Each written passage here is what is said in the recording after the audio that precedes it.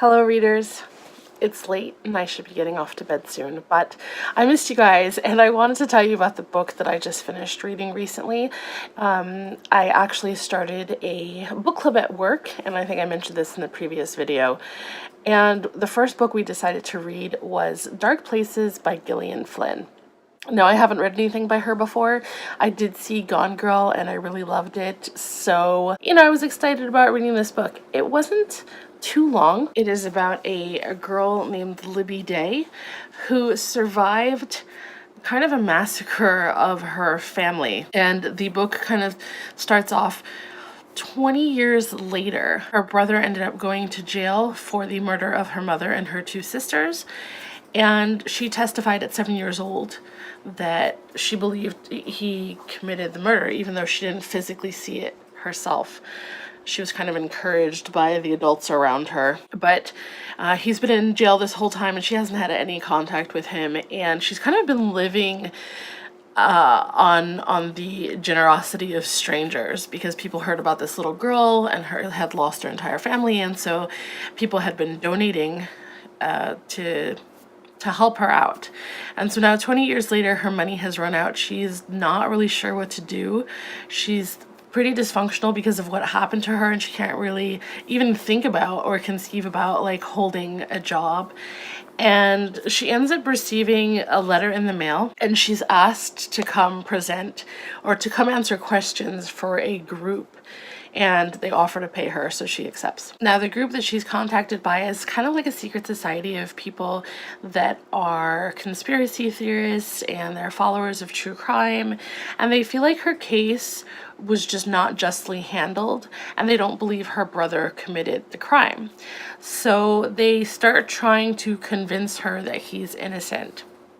And in order for her to continue making money, she offers to interview people who may have been involved in some way for additional details and stuff like that. So that's kind of where the story really starts to pick up and take place. I read the ebook and also listened to the audiobook. The audiobook is narrated by a few different people, one of them being Rebecca Loman, I believe. She also did a few of the Rainbow Rowell books, but it's told in different perspectives.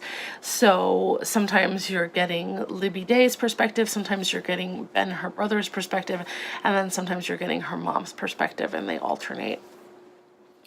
And so throughout the whole book, you are getting all these different pieces of these dysfunctional, mentally unstable people and how they interact with each other and how they're dealing with life.